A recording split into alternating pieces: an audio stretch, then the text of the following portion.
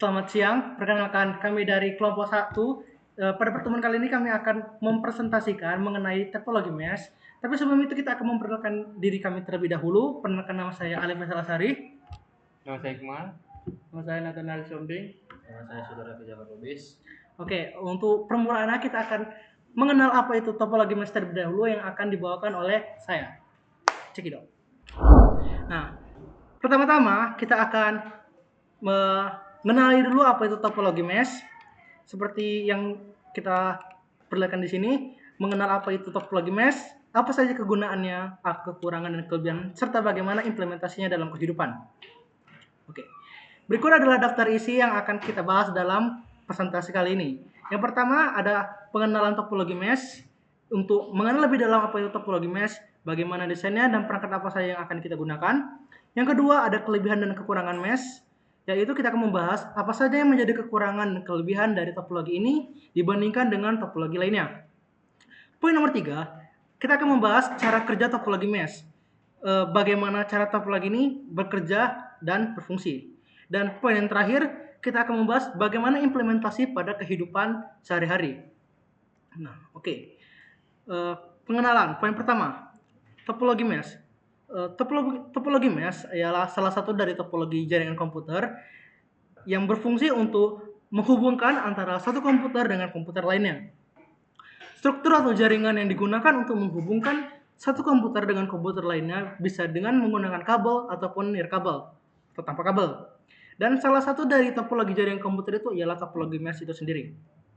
Nah, lantas apa itu topologi mesh? Topologi mesh adalah jenis konfigurasi jaringan komputer di mana topologi ini menghubungkan setiap perangkat dalam jaringan secara satu sama lainnya.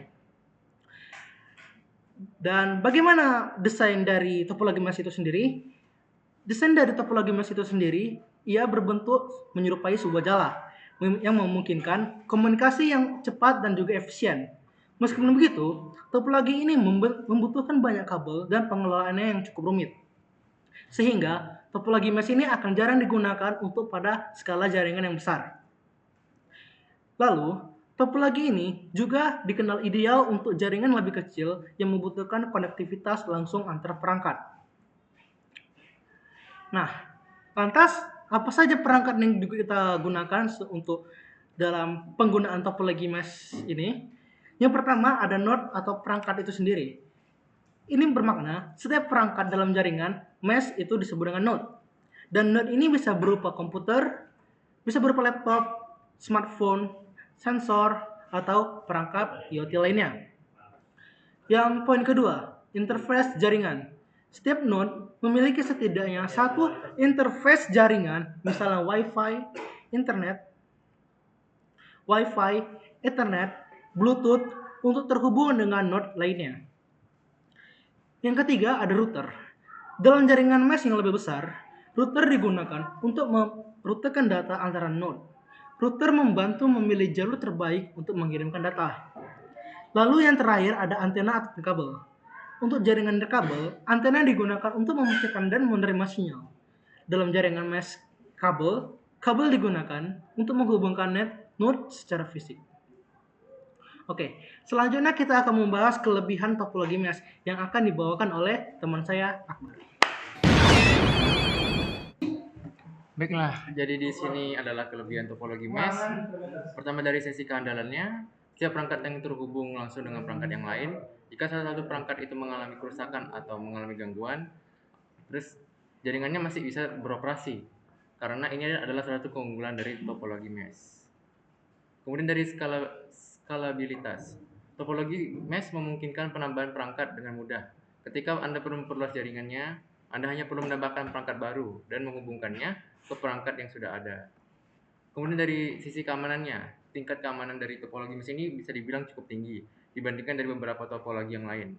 Karena jika satu titik pusat yang dapat menjadi sasaran utama serangan terganggu, maka perangkat lain masih dapat berkomunikasi tanpa gangguan. Kemudian ada dari sisi kinerjanya. Dengan banyak jalur komunikasi yang tersedia, topologi mesh dapat memberikan kinerja yang optimal. Ini mengurangi kemungkinan terjadinya bottleneck atau penumpukan lalu lintas. Kemudian ada kekurangan topologi mesh yang akan dibacakan oleh Sultan.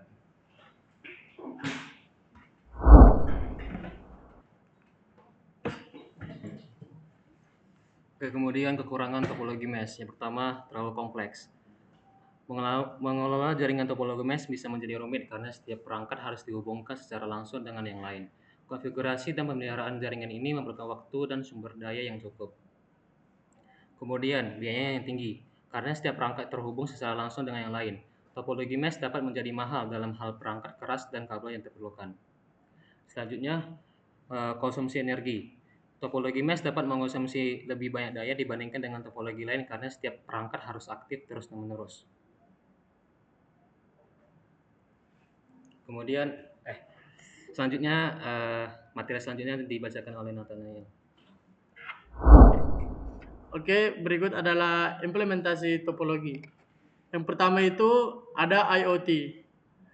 Topologi mesh memungkinkan perangkat seperti sensor dan sistem kata pintar tetap terhubung meskipun ada kegagalan perangkat. Sistem ini menggunakan jaringan mesh IoT untuk mentransfer data, meningkatkan keadaan dan efisiensi energi. Yang kedua itu jaringan. Pada jaringan Wi-Fi mesh, router dan node bekerja sama untuk memperluas jangkauan Wi-Fi. Bluetooth 5 juga menggunakan mesh untuk menghubungkan ribuan perangkat, seperti dalam sistem otomasi rumah. Berikut nomor 3, di sini ada warnet. Penerapan topologi mesh berikutnya dapat ditemukan pada warnet. Seluruh perangkat komputer pada warnet terhubung satu sama lain. Biasanya ini digunakan untuk tujuan pengamatan dari masing-masing perangkat komputer. Oke, berikut nomor 4 ada WAN. Mesh di WAN mendukung jaringan internet global dengan mengalihkan data ke jalur lain saat satu jalur gagal. Dengan topologi mesh, koneksi internet cepat dan andal dengan cakupan luas dapat disediakan, menjadi solusi untuk masalah keterbatasan akses internet di berbagai daerah. Oke. Sekian dari kelompok kami, presentasi dari kelompok kami. Kalau ada kata-kata yang kurang, mohon dimaafkan. Terima kasih. 影分身の術